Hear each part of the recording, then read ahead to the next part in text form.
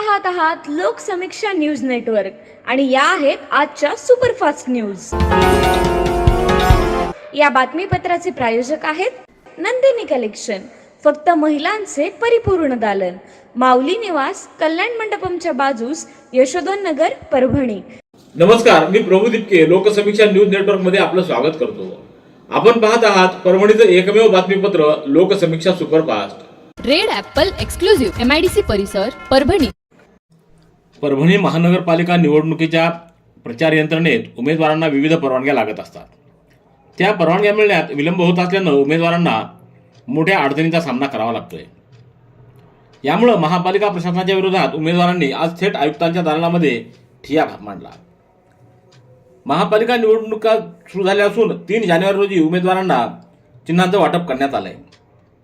त्यानंतर प्रचाराला सुरुवात झाली आहे। मात्र महापालिका प्रशासनाकडून उमेदवारांना विविध वाहनांच्या परवानग्या देण्यास अडचण निर्माण झाली आहे।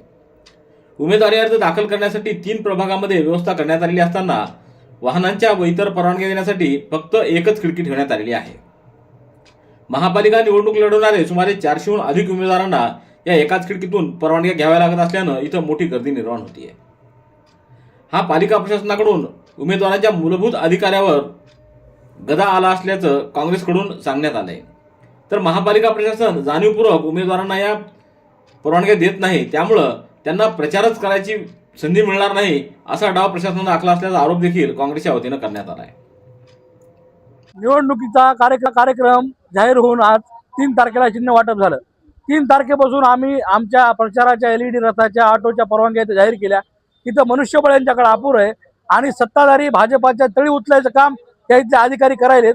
भाजपच्या ऑटोला परवानगी नाही, काय त्यांचे ऑटो चालवलेत आणि आम्हाला परवानगीच्या नावाखाली आमची यंत्रणा प्रचार यंत्रणा वेटीला धरायचं काम हे प्रशासन करायले। या प्रशासनानं बटीक झाले भाजपचं प्रशासन, आमचा थेट आरोप आहे या लोकांवर। आणि राहिला विषय RTOचा, RTOला रस्त्यावर अवैध फिरणाऱ्या गाड्या दिसून झाल्यात, तर या निवडणुकीच्या गाड्याचीच कागदपत्र ऑनलाईन ऑफलाईन तपासण्यामध्ये वेळ घालायचं काम करायलेत। काल इथं सन्मान्य मुख्यमंत्री सभा झाली, 1000 गाड्या रोडने फिरल्या, किती गाड्याची परवानगी RTOने तपासली आणि पूर्ण गावानं भाजपचे झेंडे लागले, किती लोकांवर निवडणूक आयोगाने कारवाई केली, पहिले ते उत्तर द्या। विरोधी पक्षाच्या लोकांनी प्रचार करू नये, विरोधी पक्षाचे मतदाराला जाऊ नयेत, अशा पद्धतीने यांनी बुथच्या यंत्रणा पण बिघडून टाकल्यात। ही निवडणूक फक्त एकाच पक्षाला निवडून देण्यासाठी आत्ताच प्रशासन चालू आहे असं आम्हाला दिसून यायले। टिळक, आगरकर, आत्रे हे समाजाचे शिक्षक होतेच, मात्र आता समाज शिक्षकांची जबाबदारी पत्रकारांवर येऊन पडली आहे। पत्रकार हाच खरा समाजाचा शिक्षक असतो। पत्रकार आपल्या पत्रकारितेच्या माध्यमातून समाज शिक्षण घडवू शकतो। समाजाचं उत्तरदायित्व हे पत्रकारांसाठी खूप मोठं असून हे उत्तरदायित्व पत्रकारांनी जपावं। विविध आव्हानं असली तरी पत्रकार समाजहितासाठी झटत असतात। पत्रकारांचं काम हे केवळ बातमी देणं नाही, तर राष्ट्र निर्माणाचं काम असून यासाठी पत्रकारांचा सन्मान सर्वांनीच केला पाहिजे। सध्याच्या डिजिटल युगामध्ये ब्रेकिंगच्या नावाखाली फॅक्ट चेक न करता बातम्या देत आहेत, ही बाब योग्य नाही। सकस आणि निरोगी समाज निर्मितीसाठी आपली जबाबदारी बातमीदारी तेवढ्याच तोलामोलाची असली पाहिजे, असं प्रतिपादन जिल्हाधिकारी संजय सिंह चव्हाण यांनी केलंय। परभणी जिल्हा मराठी पत्रकार संघाच्या वतीनं दर्पण दिनानिमित्त वसंतराव नाईक मराठवाडा कृषी विद्यापीठातील प्रशासकीय इमारतीमध्ये दर्पण दिन सोहळा आयोजित करण्यात आला। या कार्यक्रमाच्या अध्यक्षस्थानी ज्येष्ठ पत्रकार विजय जोशी होते। यावेळी मराठवाडा कृषी विद्यापीठाचे शिक्षण संचालक डॉक्टर भगवान आसेवार, डॉक्टर शंकरपुरी, देवगिरी हॉस्पिटलचे डॉक्टर एकनाथ गबाळे, मराठी पत्रकार परिषदेचे सरचिटणीस प्राध्यापक सुरेश नाईकवाडे, जिल्हाध्यक्ष प्रभू दिपके, राजू हट्टेकर, लक्ष्मण मानोलीकर आदींची व्यासपीठावर उपस्थिती होती। तर याच कार्यक्रमामध्ये नुकत्याच नगरपालिका निवडणुकीत विजयी झालेल्या पूर्णा येथील नगराध्यक्षा विमलताई कदम आणि सेलू येथील मिलिंद सावंत यांचा मान्यवरांच्या हस्ते सत्कार करण्यात आला। या कार्यक्रमाचं सूत्रसंचालन राहुल वहिवाळ यांनी तर आभार प्रदर्शन मंचक खंदारे यांनी केलं। या कार्यक्रमाला जिल्हाभरातील पत्रकार मोठ्या संख्येने उपस्थित होते। सततचे दवाखाने करून कंटाळलात? आता शेवटचा उपाय, डॉक्टर गोविंद कामटे यांचे बालाजी आयुर्वेदिक निसर्गोपचार केंद्राला भेट द्या। शुगर, मूळव्याध, ॲलर्जी, सोरायसिस, गजकर्ण, दमा, लठ्ठपणा, गुडघेदुखी, कंबरदुखी, वात, गाठीचे आजार, लकवा, केस गळणे, मूतखडा, सफेद डाग यांसारख्या जुनाट आजारांवर खात्रीशीर उपचार केले जातात। दारू सोडवण्यासाठी विशेष उपचार उपलब्ध। संपर्क डॉक्टर गोविंद कामटे, आयुर्वेद विद्याविशारद, बालाजी आयुर्वेदिक निसर्गोपचार केंद्र, तलाठी कार्यालयाच्या बाजूला, वसमत रोड, परभणी। संपर्क 9921691008. महापालिका निवडणुकीच्या पार्श्वभूमीवर परभणी इथं 12 जानेवारी रोजी राज्याचे उपमुख्यमंत्री एकनाथ शिंदे यांची विष्णुजिनिंग मैदानावर जाहीर सभा होणार आहे. या सभेची जय्यत तयारी करण्यात येत असून यासाठी संपर्क प्रमुख आनंद जाधव यांनी परभणीचा दौरा केला असून ते सभेपर्यंत परभणीतच ठाम मांडून बसणार असल्याची माहिती देण्यात आली आहे. आनंद जाधव यांनी लोकसमीक्षाशी बोलताना याबाबतची माहिती दिली आहे. दरम्यान या निवडणुकांबाबत बोलताना त्यांनी परभणीतून शिवसेनेनं 35 अधिकृत व 1 पुरस्कृत असे 36 उमेदवार दिले असल्याचं सांगत त्यातील जवळपास 18 ते 19 उमेदवार हे आयात केलेले असल्याची कबुली दिली आहे. पक्षातील नाराज झालेल्यांशी आपण भेट घेतली असून ते शिवसैनिक म्हणून या निवडणुकीत कामाला लागले असल्याचं देखील जाधव म्हणाले. ताडकळस पोलीस ठाण्याच्या हद्दीतील उखळदवाडी येथील 32 वर्षीय महिलेचा वाईट हेतून हात धरून तसंच फिर्यादीला व तिच्या पतीला रॉडनं मारहाण केल्याची घटना उघडकीस आली आहे. या प्रकरणी ताडकळस पोलिसात दोघांच्या विरोधात गुन्हा नोंदवण्यात आला आहे. उखळदवाडी येथील बालाजी आहेर व रंगनाथ आहेर हे दोघं जण 31 डिसेंबर रोजी दुपारी 3:30च्या सुमाराला फिर्यादीच्या उखळदवाडी शिवारातील शेतात बालाजी आहेर यानं वाईट उद्देशानं उजवा हात धरला व अंगाला झटापटी करू लागला. फिर्यादीनं माझ्या अंगाला झटू नको असं म्हणाले असता आरोपीनं फिर्यादीला थापडुकी आणि मारहाण करून शिवीगाळ केली. तसंच रंगनाथ आहेर यानं फिर्यादीचे हात धरून बालाजी आहेर यानं रॉडनं फिर्यादी व तिच्या पतीला डोक्यात मारून दुखापत केली. या प्रकरणी मुक्ता आहेर यांच्या फिर्यादीवरून ताडकळस पोलिसात 2 आरोपींच्या विरोधात गुन्हा नोंदवण्यात आला आहे.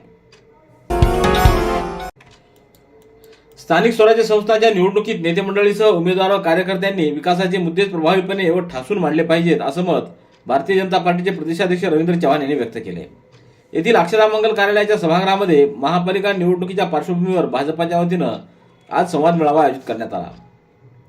यावेळी जिल्ह्याच्या पालकमंत्री मेघना बोर्डीकर, माजी मंत्री सुरेश वरपुडकर, माजी आमदार रामप्रसाद बोर्डीकर, उद्योग आघाडीचे प्रदेशाध्यक्ष प्रमोद वाकोडकर, प्रदेश कार्यकारिणी सदस्य रामकिशन रौंदळे, मोहन कुलकर्णी, महानगर जिल्हाध्यक्ष शिवाजीराव भरोसे, ग्रामीण जिल्हाध्यक्ष सुरेश भुमरे, माजी जिल्हाध्यक्ष संतोष मुरकुटे आदींसह मोठ्या संख्येनं भाजपचे पदाधिकारी उपस्थित होते. अखिल भारतीय मराठी पत्रकार परिषद संलग्न असलेल्या परभणी जिल्हा मराठी पत्रकार संघाच्या वतीनं आज दर्पण दिनानिमित्त पत्रकार व त्यांच्या कुटुंबियांच्या आरोग्य तपासणी शिबिराचं आयोजन परभणी येथील देवगिरी सुपर स्पेशालिटी हॉस्पिटल इथं करण्यात आलं. यावेळी शहरातल्या 100हून अधिक पत्रकारांनी उपस्थिती दर्शवत आपली तपासणी करून घेतली. यावेळी पत्रकारांच्या रक्त नमुन्यांच्या विविध प्रकारच्या व महागड्या चाचण्या करण्यात आल्या. मुंबईहून या चाचण्यांचे रिपोर्ट आल्यानंतर 10 जानेवारी रोजी सर्व पत्रकारांची तज्ज्ञ डॉक्टरांच्या देखरेखीखाली तपासणी करण्यात येणार आहे. तसंच पुढील उपचारासाठी आवश्यकता असल्यास मदत केली जाणार आहे. यावेळी देवगिरी हॉस्पिटलचे प्रमुख डॉक्टर एकनाथ गबाळे यांच्यासह अन्य डॉक्टर आणि महालॅबच्या कर्मचाऱ्यांनी पुढाकार घेतला. Red Apple furniture, smart furniture for smart people. Exclusive Parbhani शहरातील भव्य शोरूम रेड ॲपल एक्सक्लुझिव्ह, भारतातील स्मार्ट फर्निचर ब्रँड आता आपल्या परभणी शहरामध्ये. हो, आता आपल्या परभणी शहरामध्ये. या अंतर्गत ऑफिस, बेडरूम, डायनिंग, लिव्हिंग इत्यादी प्रकारचे फर्निचर आपणास मिळेल. Bedroom set, bed, dressing table, sofa set, कपाट, डायनिंग टेबल टीपॉय आणि स्टील फर्निचर इत्यादी सर्व प्रकारचे फर्निचर तेही आकर्षक किमतीमध्ये उपलब्ध आहे. एक वेळ अवश्य भेट द्या. रेड ॲपल फर्निचर, MIDC परिसर, भारतीय स्टेट बँकेच्या जवळ, परभणी. अखिल भारतीय मराठी पत्रकार परिषदेच्या वतीनं दिला जाणारा वसंतराव काने राज्यस्तरीय उत्कृष्ट जिल्हा मराठी पत्रकार संघ हा पुरस्कार परभणी जिल्हा पत्रकार संघाला मिळाला आहे. येत्या 15 फेब्रुवारी रोजी रायगड जिल्ह्यातल्या कर्जत इथं या पुरस्काराचं वितरण करण्यात येणार आहे.